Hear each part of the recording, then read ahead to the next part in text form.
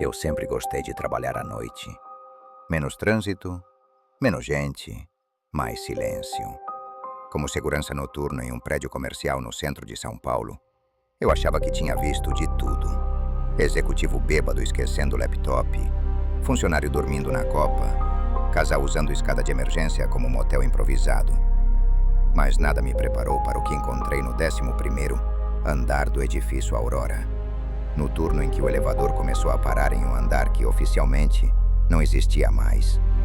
O prédio foi construído nos anos 80, época em que tudo era excesso: vidro espelhado, mármore falso, carpete grosso. Do primeiro ao 12º andar, empresas de advocacia, contabilidade, tecnologia. O 11º andar, porém, era diferente. Ele estava fechado desde um incêndio em 2003, quando uma empresa de telemarketing inteira quase foi destruída pelo fogo. Quase. Oficialmente, ninguém morreu. Extraoficialmente, eu já tinha ouvido outra versão do antigo porteiro. Eles disseram que tiraram todo mundo, mas faltou uma, a menina da Baía do Fundo. Ninguém achou o corpo. Desde então, ninguém aluga esse andar. Eu ria, fingia que não ligava, mas sempre evitava parar ali nos meus rondas.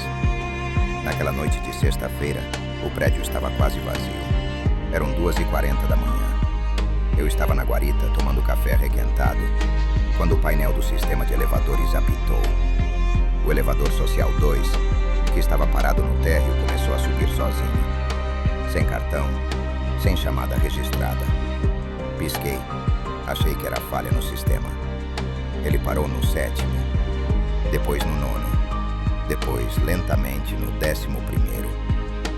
A luz do andar acendeu no painel, mesmo sabendo que não havia ninguém ali e que todas as empresas estavam fechadas.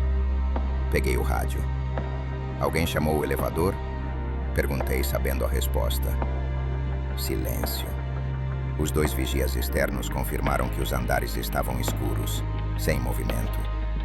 O sistema não registrava nenhuma chamada interna, e mesmo assim, as portas do elevador se abriram no 11º andar. Eu podia ver isso pelas câmeras. A imagem da câmera do 11º sempre me incomodou. Diferente das outras, ela parecia ter um ruído permanente, como se estivesse levemente fora de sintonia, com uma névoa acinzentada no fundo do corredor. Agora, através dela, eu vi as portas do elevador abrirem para um corredor escuro. Ninguém saiu. Ninguém entrou. As portas ficaram abertas por mais tempo do que o normal, como se esperassem alguém. Depois se fecharam e o elevador ficou parado ali, sem comando. Tecnicamente, eu devia apenas chamar a manutenção e bloquear o elevador. Humanamente, algo em mim sabia que não ia conseguir ficar sentado ignorando aquilo. Peguei a lanterna, o molho de chaves, o crachá magnético e entrei no elevador. Quando a porta fechou, selecionei o 10º andar. Não tinha motivo algum para ir ao 11º. Ainda assim, meu dedo parou exatamente acima do botão apagado. 11. Ele não deveria acender. Não havia energia naquele andar, segundo o síndico. E mesmo assim, quando toquei, o botão brilhou em vermelho suave, como se estivesse só esperando um pretexto. O elevador começou a subir. 4º andar. 7º. 9º. Meu reflexo nas paredes de inox parecia mais pálido que o normal. Quando o visor marcou 11, o elevador parou com um tranco suave. As portas se abriram com um suspiro longo, e eu entendi por que ninguém queria aquele andar. O corredor estava iluminado, mas não pelas lâmpadas frias modernas dos outros andares. Os plafons dali eram antigos, amarelados, algumas lâmpadas queimadas, outras piscando em intervalos irregulares. O carpete era de um vermelho escuro gasto, com manchas que podiam ser café, tinta ou algo que eu preferia não nomear. Quadros baratos com imagens de paisagens genéricas pendiam tortos nas paredes. E no fundo do corredor, o logo desbotado de uma empresa ainda podia ser lido na porta de vidro fosco. Voxline Contact Center. A empresa de telemarketing que, Oldest, havia deixado o prédio 20 anos atrás. Saí do elevador com a lanterna na mão.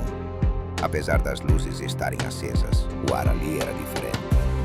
Mais denso, mais quente, com um cheiro misturado de papel velho, fumaça antiga e desinfetante barato. O tipo de cheiro que gruda na garganta. Segurança do prédio.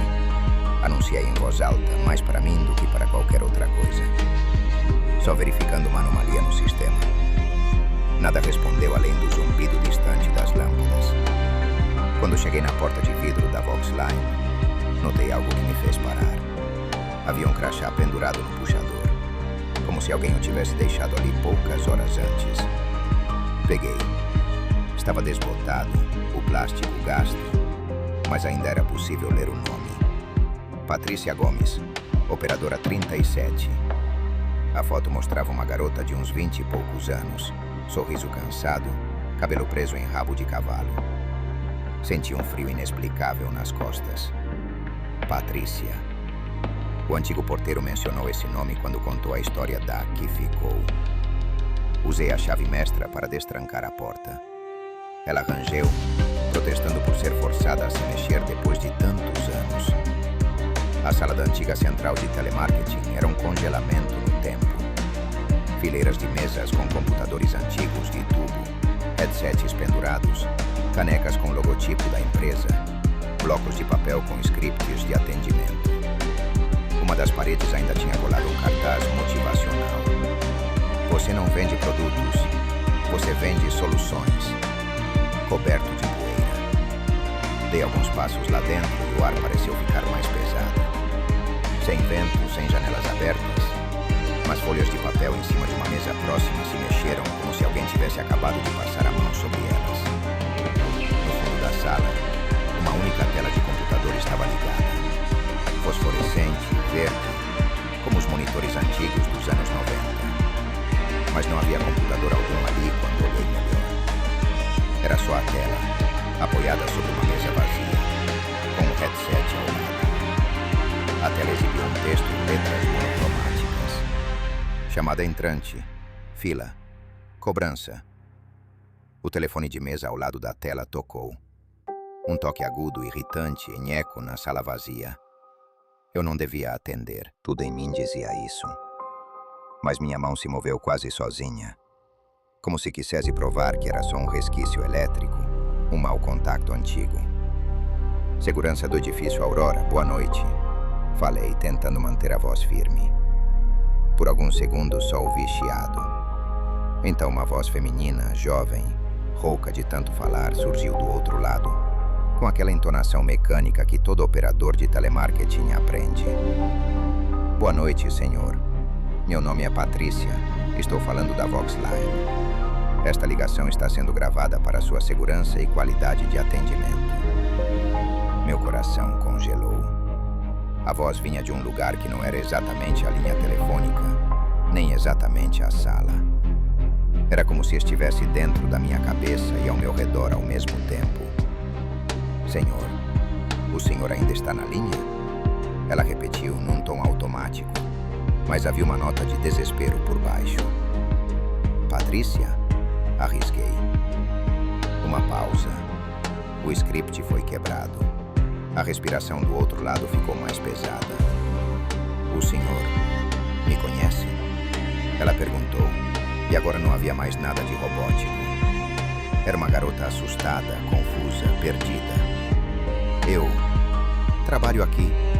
Disseram que você ficou. Respondi sem saber por que estava falando a verdade com tanta facilidade. A luz piscou. Uma das lâmpadas queimou com estalo. Ao fundo, fileiras de cadeiras vazias pareciam se alinhar em minha direção. Eu não consigo desligar, ela disse, a voz quebrando. O sistema, ele nunca termina as filas. Sempre tem mais um número, sempre tem mais uma chamada. Quando a gente tentou sair, começou o incêndio. Gente gritando, fumaça, correria. Disseram que todos desceram. Eu não consegui. Fiquei presa na baia. O fio do headset enrolou na cadeira. Depois ficou tudo preto. E quando voltei, só tinha linha. Olhei ao redor. As cadeiras vazias, os headsets pendurados, os postos sem gente. Meu estômago embrulhou. Desde quando você está aí? Perguntei com medo da resposta. Não sei. O relógio do sistema travou em 23h47. Eu atendo, mas ninguém me escuta. Só ruído. Só vozes que não terminam frase. A fila nunca acaba. A supervisora não responde. O sistema não deixa cair. Um barulho metálico ecoou no corredor atrás de mim, como se algo pesado tivesse sido arrastado. Meu instinto disse para correr, mas algo mais forte me prendeu naquele fio de voz. Patrícia, olha para a tela. Arrisquei, embora não pudesse vê-la. Tem algum botão? Alguma opção que você nunca apertou? Silêncio. Tecidos roçando. Clique de teclas muito ao longe, como se digitassem do fundo de um poço. Tem uma opção apagada. Encerrar campanha definitivamente. Ela sussurrou. A gente brincava que, se apertasse, todo mundo seria mandado embora. A supervisora dizia que era só coisa do sistema, que não era para mexer. A tela à minha frente piscou. Embaixo da mensagem chamada entrante, fila, cobrança, uma nova linha apareceu, lentamente, como se alguém digitasse de longe. Deseja encerrar campanha? Seja um denera. Um cursor piscava depois da letra. Senti um arrepio percorrer a coluna. Não fazia sentido. Era uma tela sem CPU, sem rede, sem nada. Mas ali estava. E eu sabia que aquilo era, de algum jeito que não compreendia, uma pergunta real. Patrícia, se apertar S, talvez a fila acabe. Falei sem convicção. Ela riu. Um riso cansado, entrecortado. E se acabar para todo mundo? E se eu apagar gente que ainda existe? Olhei de novo para a sala vazia. Ninguém trabalhava ali há 20 anos. As vidas tinham seguido. Aquela campanha estava morta. Só quem não sabia era ela. Essa campanha já acabou faz tempo. A empresa fechou. O andar foi abandonado. Ninguém mais está aí além de você. Acho que tá na hora de desligar. Respondi. O chiado aumentou no telefone. Um som de escritório ao fundo apareceu. Vozes, impressoras, cadeiras arrastando e, por cima de tudo, o som constante de dezenas de telefones tocando. Como uma gravação velha sendo rebobinada. Você fica comigo na linha? A voz de Patrícia estava quase infantil agora. Fico, prometi. A tela à minha frente mostrou em letras maiores. Deseja encerrar campanha? SN. E então o cursor se moveu sozinho lentamente até a letra S. Por um segundo nada aconteceu. Depois todas as luzes do andar piscaram ao mesmo tempo.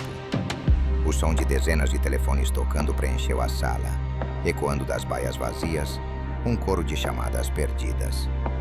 O carpete pareceu vibrar sob meus pés. O telefone em minha mão ficou quente. Obrigada. Foi a última coisa que ouvi dela. A tela apagou.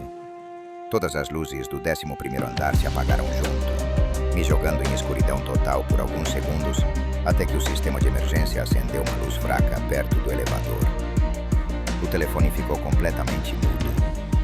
Quando olhei de novo para a mesa, a tela esverdeada não estava mais lá.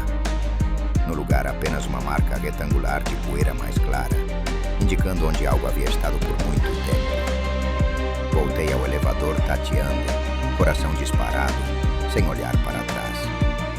Quando as portas se fecharam, o visor marcou um térreo por conta própria. Ninguém mais naquele prédio conseguiu chamar o 11º andar depois daquela noite.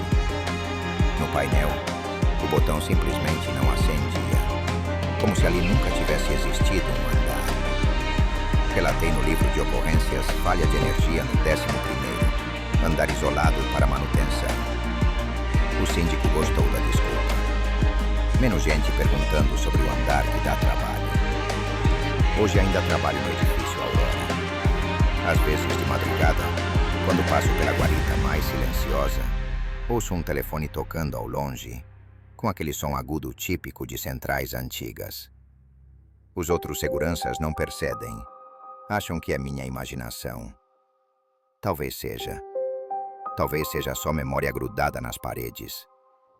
Mas desde aquela noite, uma coisa mudou no sistema.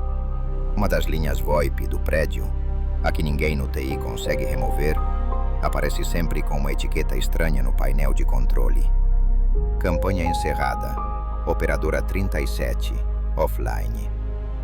Ninguém sabe de onde veio esse texto. Ninguém consegue editar. Só eu olho para aquilo e entendo como um tipo de lápide digital. Quando recebo ligação de telemarketing hoje em dia, respiro fundo antes de xingar ou desligar.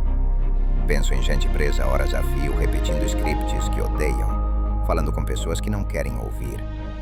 E bem lá no fundo, em algum lugar que não é exatamente o céu nem o inferno, imagino uma sala de baias vazias ficando finalmente silenciosa.